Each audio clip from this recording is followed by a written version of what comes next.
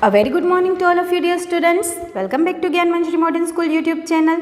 Myself Disha Pandya and today I am going to teach you English of Standard 3rd. In our previous section we have completed lesson number 7 with its explanation, hard word and glossary word. Okay, Lali and the Lioness of Gir.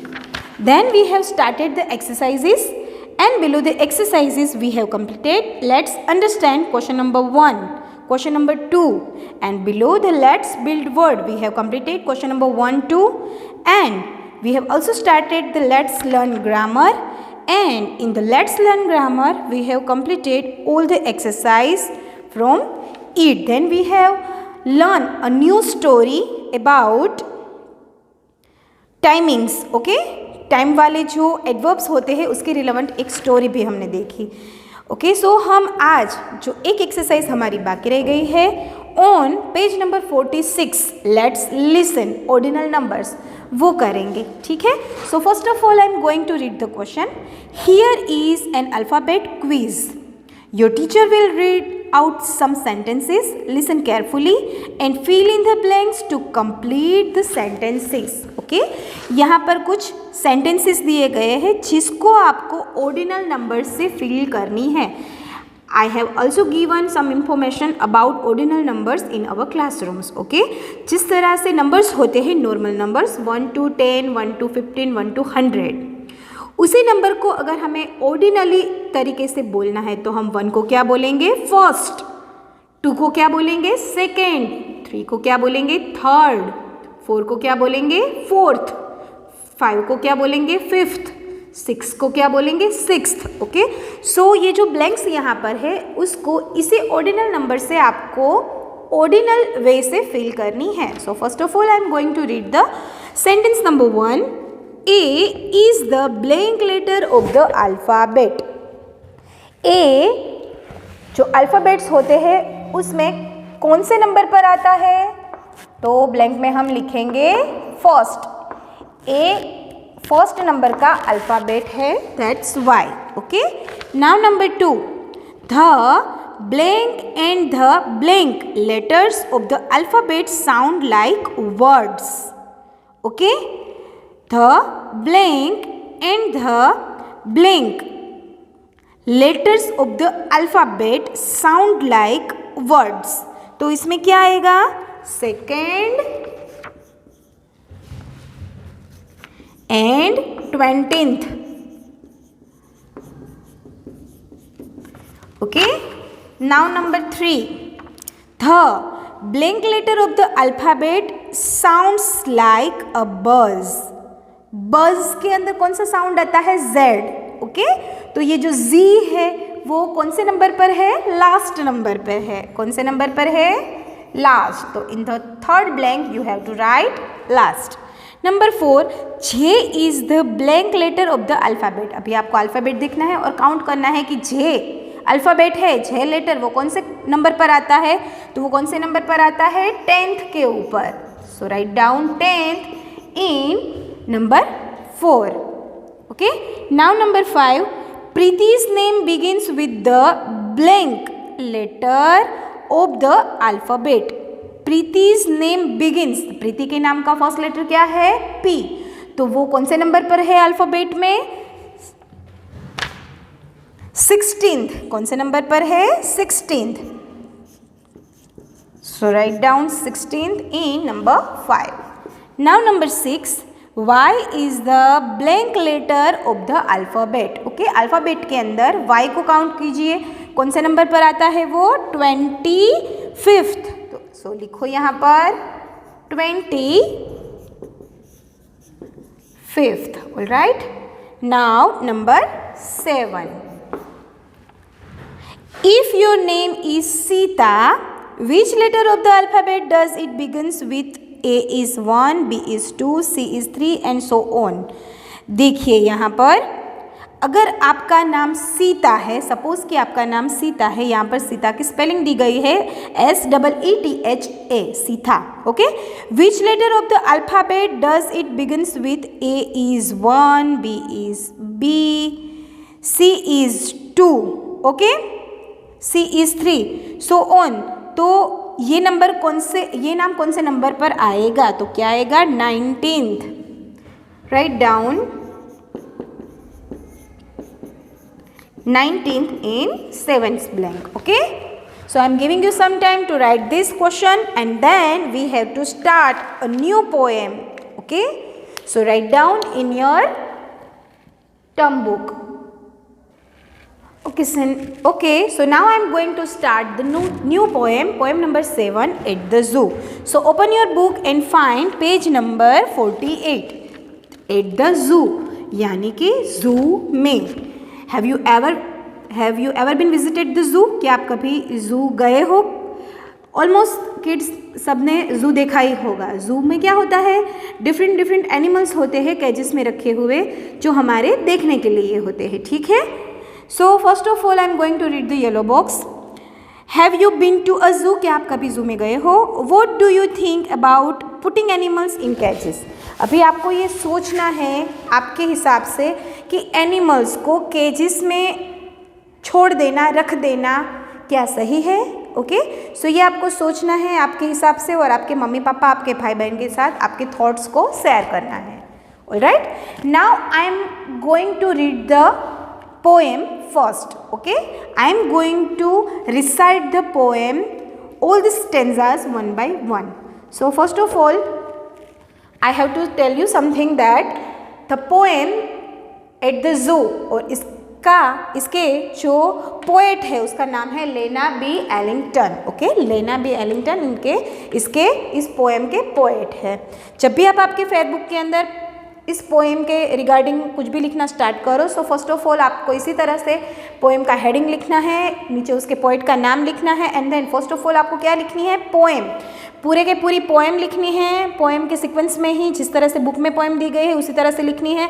Then आपको उसके hard words and glossary लिखने हैं poem लिख लेने के बाद and after that आपको उसकी एक्सरसाइजेस लिखनी है. ठीक है, ये आप बात याद रखिएगा. Now I am going to recite the poem. You all have to listen it carefully. Bobby went to the zoo one day to see all the animals there. He saw a giraffe and a kangaroo, a gorilla and a polar bear. Second stanza. But he stayed at the monkey's cage, as though he would never be through. They gambled and pattered, they capered and chattered. The funniest thing at the zoo. Stanza number 3. He saw a hippopotamus fat, elephants vast in size, chamois, hyenas, tigers and apes, and camels with scornful eyes. Next stanza. But Bobby's heart was with none of this. What thrilled him through and through? Last stanza.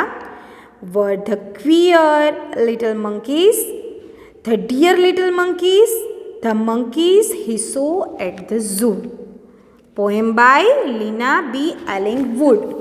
Okay, so I am going to recite the poem again. You all have to listen the pronunciation carefully. Okay, you have to read it with me.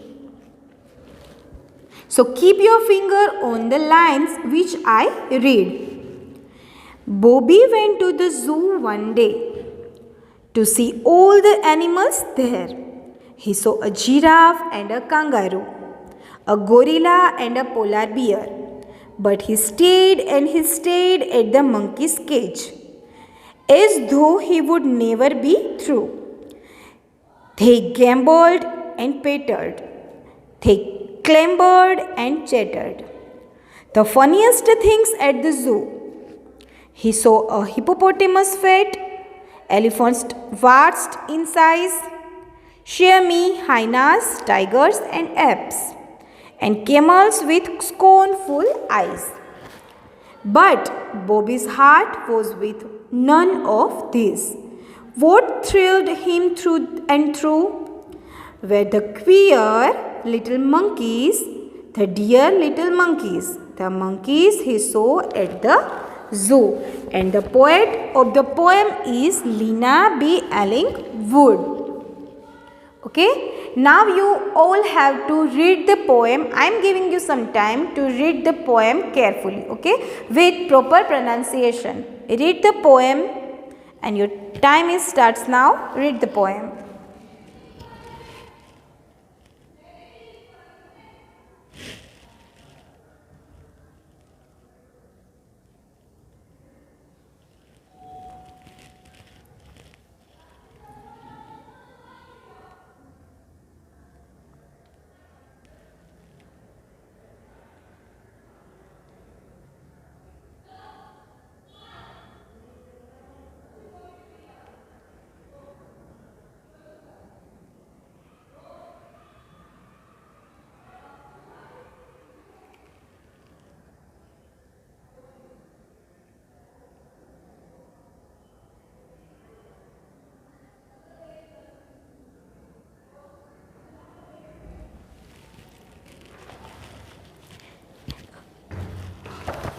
Okay students, now let me explain the poem. You have to pause the video and अगर आपका reading बाकी है तो video को pause कीजिए और इसको complete read कर लीजिए एंड देन इसका एक्सप्लेनेशन देखिए. Okay, I am starting with the first stanza.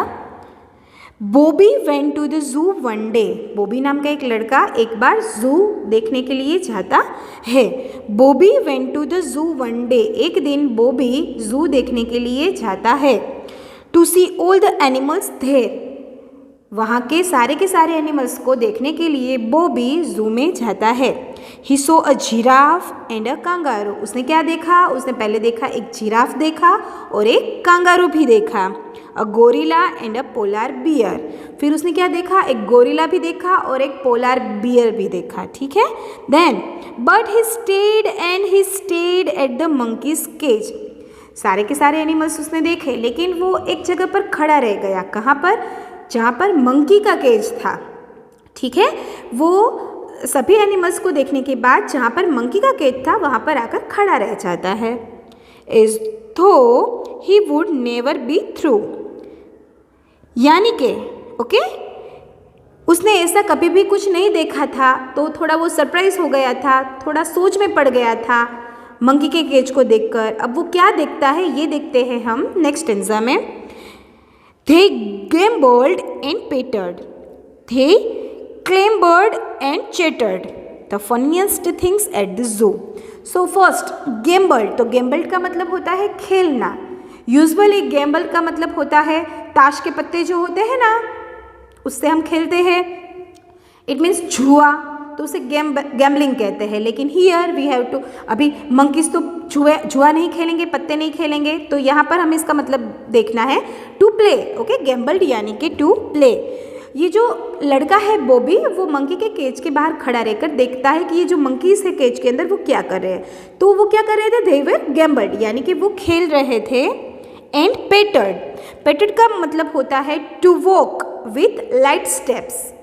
अभी यूजुअली मंकीज जो होते हैं वो बहुत ही छलांग लगाते हैं, उछलते हैं, कूदते हैं, एक जगह से दूसरी जगह पर जाते हैं. ठीक है, तो उनकी ये एक्टिविटी होती है. लेकिन ये जो मंकी वो देख रहा है वो कहाँ पर है? केज में है. केज छोटा सा है तो उसके लिए उछलने की, कूदने की, जंप करने की, घूमने की ज़्यादा स्पेस नहीं है. सो वो क्या कर रहे हैं? सो दे वर पेटर्ड यानी कि छोटे छोटे स्टेप्स लेकर चल रहे हैं. Okay, with light steps. Monkey क्या कर रहे हैं? खेल रहे हैं, छोटे छोटे स्टेप्स लेकर चल रहे हैं. थे क्लेम्बर्ड एंड चेटर्ड. ओके, तो क्लेम्बर्ड, यहाँ पर क्लेम्बर्ड का मतलब होता है टेढ़ा मेढ़ा. वो उनका जो शेप है वो कुछ टेढ़ा मेढ़ा है, ठीक से बैठे नहीं है या तो ठीक से खड़े नहीं है, टेढ़े मेढ़े शेप में कुछ भी कर रहे हैं. एंड चेटर्ड. चेटर्ड का मतलब है वो एक दूसरे से गपशप कर रहे हैं. हाँ, नॉर्मल साउंड में. चेटर्ड का मतलब होता है मेड सोड high sounds. Okay, normal sounds में छोटी छोटी धीरे धीरे से गपशप कर रहे हैं. दो मतलब होते हैं चेटर्ड का. एक तो या तो हाई साउंड में बोलना या तो फिर लोएस्ट साउंड में बोलना. लेकिन ये केजेस में ये जो मंकी है वो क्या कर रहे हैं? गपशप कर रहे हैं एक दूसरे के साथ. The funniest things at the जू. और ये जो बॉबी है उसको ये जो मंकी की ये जो थिंग है, छोटे छोटे स्टेप्स लेना, गपशप करना, टेढ़ा मेढ़ा बैठना, ये सब बॉबी को क्या लगता है? The funniest thing in the zoo. जू के अंदर सबसे ज़्यादा फनीएस्ट थिंग ये बॉबी को लगती है. नेक्स्ट स्टेंजा, ही सो अ हिपोपोटेमस फैट। अभी हिपोपोटेमस है तो फैट ही होगा। हिपोपोटेमस यानी कि समुद्री घोड़ा, जिसको हिंदी में बोलते हैं समुद्री घोड़ा। ओके, आप सबको पता ही होगा, हिपोपोटेमस की पिक्चर आपने देखी ही होगी। फिर वो एक मोटा सा एकदम हिपोपोटेमस देखता है। Then elephants vast in size. Elephant की साइज कितनी होती है? बहुत ही बड़ी होती है ना, हाँ, छोटे नहीं होते एलिफेंट, बहुत ही बड़े बड़े होते हैं। फिर वो एक मोटा सा हिपोपोटेमस देखता है। फिर वास्ट इन साइज, एलिफेंट देखते हैं, वास्ट का मतलब होता है बहुत ही विशाल, बहुत ही बड़ा एलिफेंट देखता है। शेमी, देखिए यहाँ पर एक वर्ड है जिसका प्रोनाउंसिएशन शेमी करना है। Semi, hyenas, tigers and apps. तो शेमी का मतलब होता है वन काइंड ऑफ डियर, एक डियर की प्रजाति ही है, हिरन ही है, लेकिन उसका प्रॉपर नाम है साबर। साबर हिरन है, ठीक है। तो वो साबर देखता है, उसके जो सिंग होते हैं, हॉर्न्स, वो बहुत ही ब्यूटीफुल होते हैं। जो साबर होते हैं वो अपने हॉर्न्स के लिए जाने जाते हैं, ठीक है। तो वो वहाँ पर साबर देखता है, अ काइंड ऑफ डियर। फिर वो हाइनास, हाइनास यानी कि लगड़बग्गा, हाइनास देखता है। देन वो टाइगर्स देखता है। फिर वो दूसरा क्या देखता है? एप्स। एप्स का मतलब भी मंकीज ही होता है, वन काइंड ऑफ मंकी, वानर। ओके, फिर वो एप्स देखता है। इन कैमल्स विथ स्कोनफुल आइज। क्या क्या देखा उसने? हाइनास देखे, ठीक है, फिर शेमी देखे, फिर टाइगर्स देखे, फिर एप्स देखे और कुछ कैमल्स देखे विथ स्कोनफुल आइज। स्कोनफुल आइज यानी कि एंग्री आइज, जिसकी आंखों के अंदर बहुत ही एंग्रीनेस था। स्कोनफुल यानी कि एंग्री। ऐसे एनिमल्स देखे कैमल्स कि जिसकी आंखों में बहुत ही घृणा थी, गुस्सा था, एंग्रीनेस था। But Bobby's heart was with none of this. Okay, ये सब देखा बॉबी ने, डिफरेंट एनिमल्स। ओके, फिर जू के अंदर जितने भी एनिमल्स थे वो सारे के सारे देखे, लेकिन बॉबी का जो दिल है वो कहीं पर भी नहीं लगा, उन किसी भी एनिमल में नहीं लगा। विथ नन ऑफ दिस, किसी भी एनिमल में उसका दिल नहीं लगा। What thrilled him through and through. Thrilled का मतलब होता है व्याकुल कर देना, चिंतित कर देना, सोच में लगा देना या तो उत्तेजित कर देना। थ्रिल्ड का कोई भी मीनिंग आप ले सकते हो। एक चीज़ ऐसी बन गई थी while having the meeting with the zoo कि जिसने उसको थ्रिल में डाल दिया था। वो क्या था? Were the queer little monkeys, the dear little monkeys, the monkeys he saw at the zoo. Okay, कौन सी चीज़ ने उसको चिंता में डाल दिया था, थ्रिल में डाल दिया था? वो मंकी के केज के पास खड़ा रहकर उसने जो मंकी को देखा था, ठीक है, उस चीज़ ने उसको थ्रिल में डाल दिया था। क्यों? क्वियर, यहाँ पर एक वर्ड है वेयर द क्वियर। क्वियर का मतलब होता है विचित्र, ओड। क्वियर का मतलब होता है ओड, फनी लुकिंग। ओके, तो वो जो मंकीज का वो जो टेढ़ा मेढ़ा लुक था उसने बॉबी को फनी, वो बहुत ही फनी लगा था उसको और वो उत्तेजित किया था उसने उसको। वो जो शो कर रहे थे मंकी, थोड़ा थोड़ा चल रहे थे, छोटे छोटे स्टेप्स लेकर गपशप कर रहे थे, ठीक है, तो उसने बॉबी को सोच में गिरा दिया था। The monkeys he saw at the जू, जो कि मंकीज देखा था। सो यहाँ पर हम एक मीनिंग ऐसा भी ले सकते हैं कि ये जो बॉबी है वो गया, उसने मंकीज़ को देखा। यूजुअली उसने मंकीज़ के बारे में क्या डिस्क्रिप्शन देखा था कि मंकीज़ तो बहुत ही शरारती होते हैं, बहुत ही कूदते रहते हैं, परेशान, बहुत ही हल्ला गुल्ला मचाते रहते हैं। लेकिन जब उसने जू में जाकर मंकी को देखा एक छोटे से केज के अंदर, तो उसने देखा कि उसमें से तो वो कुछ भी नहीं कर रहे थे, टेढ़े मेढ़े होकर बैठे थे, एकदम से ही लेजी होकर, और क्या कर रहे थे? गपशप कर रहे थे, छोटे छोटे स्टेप्स ले रहे थे, ना ही वो जंप कर रहे थे, ना ही एक ट्री से दूसरे ट्री के ऊपर कूद रहे थे। तो वो सोच में पड़ गया कि अरे यार, जू में एनिमल्स की कंडीशन ऐसी होती है। हाँ, ऐसी होती है। आप सोचो, गेस करो कि अगर आपको कोई एक दिन के लिए पिंजरे में डाल देगा तो आपको कैसा लगेगा? अच्छा लगेगा? आपको नहीं लगेगा। किसी को भी कैद हो जाना अच्छा नहीं लगता। फिर ये लोग, ये जो पीपल्स होते हैं जो इसे एनिमल्स को, वाइल्ड एनिमल्स को केज के अंदर बंद करके जू में लगा देते हैं हमारे देखने के लिए, तो वो जो बेचारे एनिमल्स होते हैं वो भी अंदर से बहुत ही हर्ट होते हैं, क्योंकि वो उनका काम नहीं है केज के अंदर बैठना। उनका काम क्या है, जंगल में घूमना फिरना, अपना जो नेचर है उसके हिसाब से बिहेव करना। लेकिन ज़ू में पड़े हुए एनिमल्स अपने नेचर के हिसाब से कुछ भी बिहेव नहीं कर सकते। इसीलिए बॉबी भी थ्रिल रह जाता है ये देखकर कि जो मंकी का जो नेचर है, उसके नेचर के हिसाब से मंकी को जो कुछ भी करना चाहिए उसमें से कुछ भी मंकी कर नहीं रहे थे। ठीक है, so here our poem number 7 at the zoo is completed. Okay,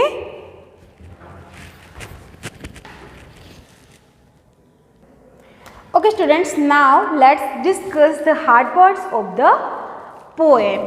सो ज़्यादातर हार्ड वर्ड्स एनिमल्स के नेम्स ही है। आपको एनिमल्स के यहाँ पर जो भी नाम यूज़ हुए हैं पोएम के अंदर, उन सभी एनिमल्स के नेम को लर्न करना है with the correct spellings. Okay, so first GIRAFFE, GIRAFFE, giraffe. Okay, ये एक एनिमल होता है जिराफ, जो बहुत ही लंबा होता है। आप सभी को पता ही है, सभी एनिमल्स में सबसे लंबा एनिमल कौन सा होता है, giraffe. Okay, GIRAFFE। Next kangaroo, KANGAROO, KANGAROO, kangaroo.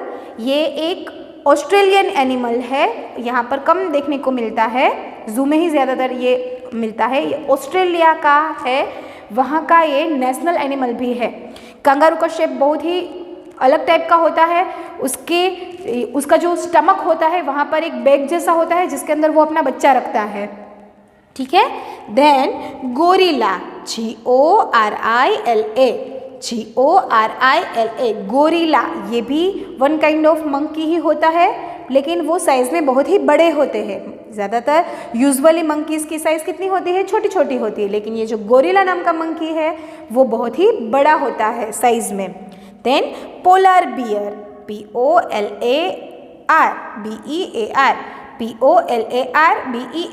Polar bear. Polar bear यानी कि वो जहाँ पर बर्फ़ गिरती है, ध्रुवीय प्रदेश। ओके, जहाँ पर साउथर्न एरिया का एक बियर है, भालू है, जो यूजुअली वाइट कलर का होता है और ठंडी जगह पर पाया जाता है। Next monkey, you all know about monkey, यहाँ पर कुछ ज़्यादा एक्सप्लेन करने की ज़रूरत नहीं है। MONKEY, monkey. Next climber, CLAMBERE,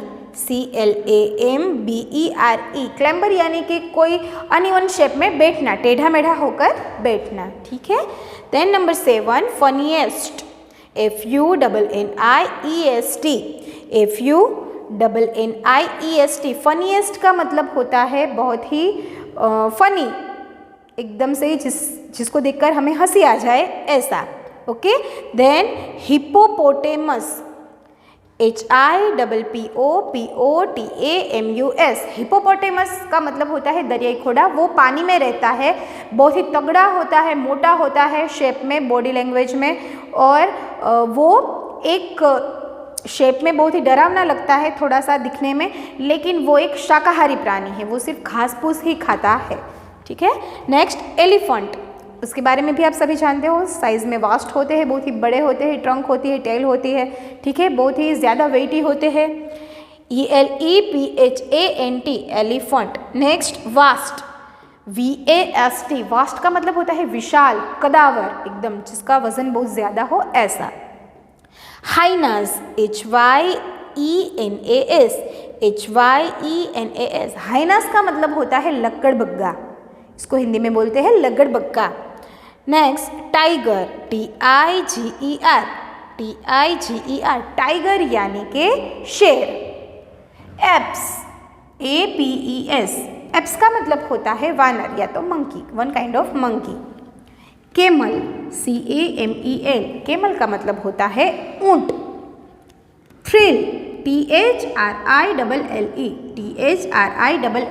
thrill का मतलब होता है उत्तेजना, जिससे हमें रोमांच फील हो, एक्साइटमेंट फील हो, ऐसा कुछ। ओके, सो ये है हमारे hard words. Please write down after the poem. First of all आपको क्या लिखना है, पहले पोएम लिखनी है करेक्टली, देन उसके बाद में आपको हार्ड वर्ड्स लिखने हैं। Okay, so write down the hard words in your fair book. am giving you some time to write the hard words.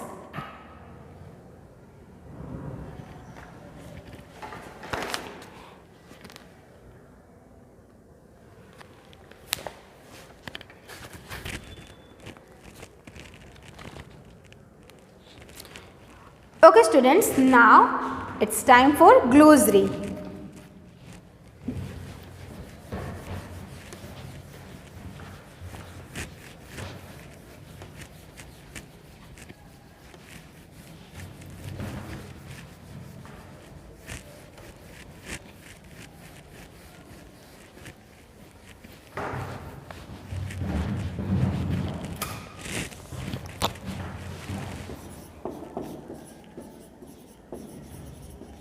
पहले आपको पोएम लिखनी है, देन आपको hard words and then after glossary. Okay, so I am going to write the glossary here.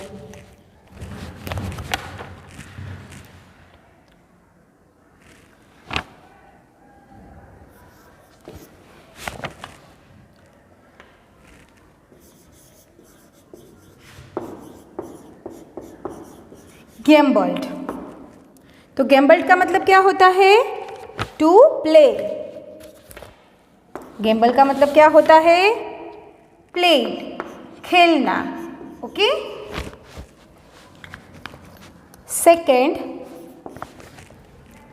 पेटर्ड. PATTERED. पेटर्ड. PATTERED. पेटर्ड का मतलब क्या होता है? Walk with light step. Walk with light steps. Okay. Number 3, chattered. CHATTERED. chattered. तो chattered का मतलब क्या कहा था मैंने? made short high sounds. made short high sounds.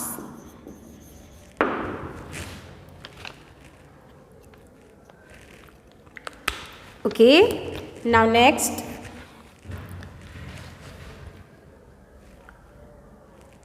number 4, CHAMOIS. इसको प्रोनाउंस हम किस तरह से करेंगे? शेमी. ओके, जिसका मतलब होता है a type of dear. Okay, और इसको प्रोनाउंस किस तरह से करेंगे हम? Semi. Okay, semi. Now next, number 5, scornful. SCORNFUL. Scornful यानी कि एंग्री. कौन फुल आइज से देख रहा था? Camel. And the last, number 6, queer. QUER. और इसका मतलब क्या होता है? Funny looking.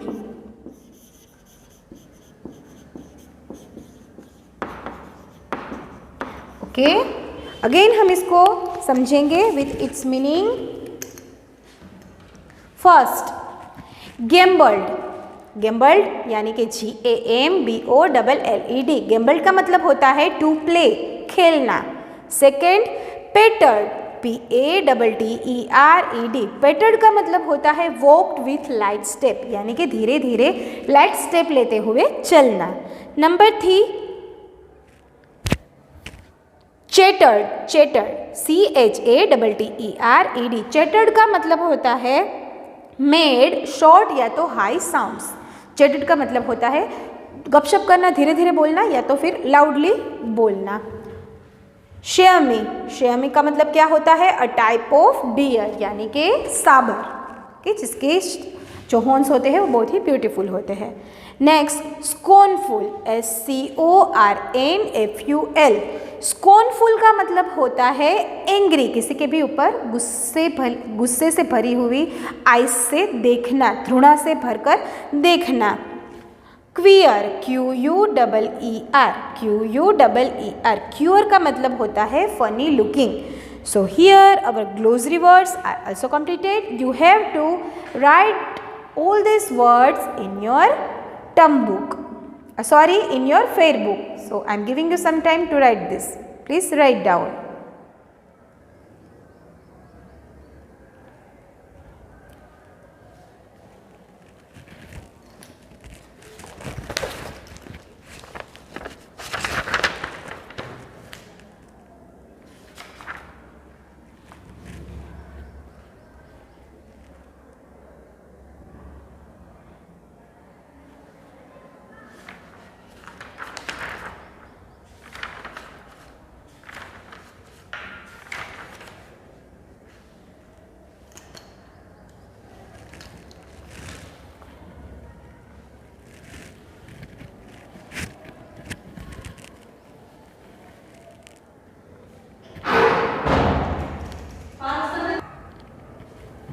Okay students, so here I am going to end this session, and today's your homework is write down hard works and glossary words in your fair book. Okay, I am going to write in board. Note down in your books.